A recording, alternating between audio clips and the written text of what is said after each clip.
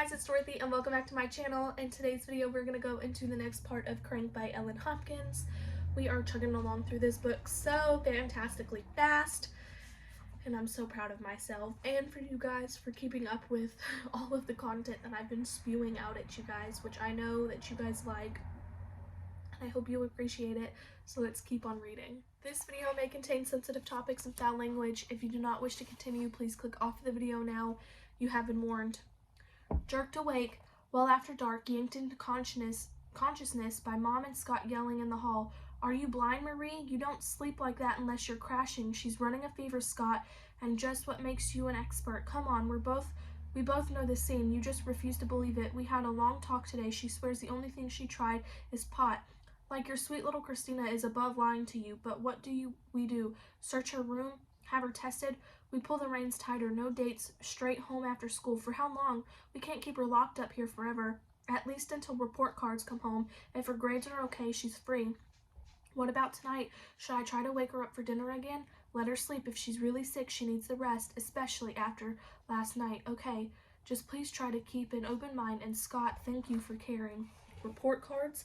If grades were the criteria, I would be in deep freaking dung. 2 weeks till D for Dong Day. No way I could make up for how I screwed up this quarter, and if they were going to start searching my room, I had some serious stashing to do, but I didn't dare move, not for a while. I stared off into the dark, thinking about Chase. No dates, home straight after school. How could I live without seeing Chase? Alone in my bed, I could taste him, embrace him, feel his skin warm against my own. There, as the house fell silent, I could hear him tell me, "I love you, Christina." Live without him? They couldn't make me, wouldn't make me. I would go to him that night. I grabbed my hideables out the window, down the hall like a spider on night prowl. No way to call him to come and get me. How would I ever get myself into Reno? One way came to mind. I swallowed my fear and stuck out my thumb. Anyone could have come along. A rapist, a serial killer, Brendan. Lucky me, I drew a cop. The black and white approached slowly, crept past. Brake lights flashed. Thank God, I thought to reach into my pocket and toss the contents into the weeds. As he pulled to the shoulder, red and blue revolving. I wasn't high, but I felt buzzed.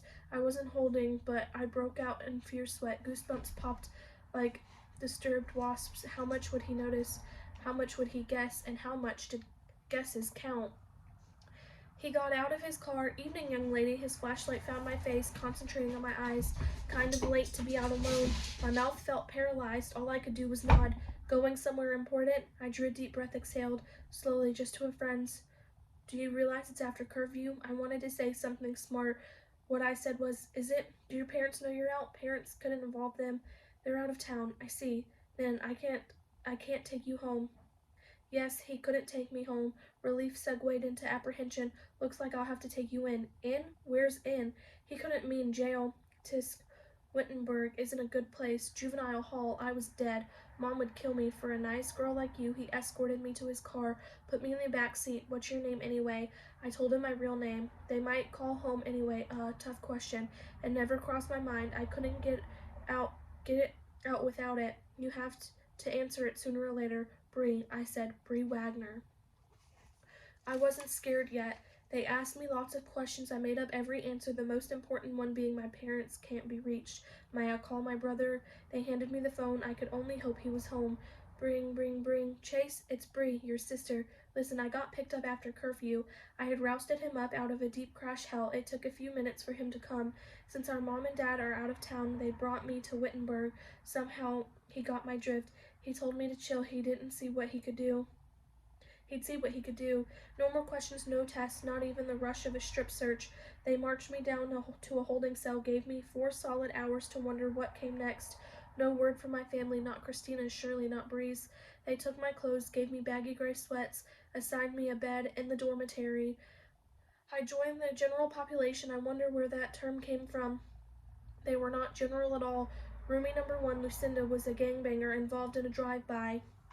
Roomie number 2, Felice, was in for wrecking a caddy carjacked at knife point.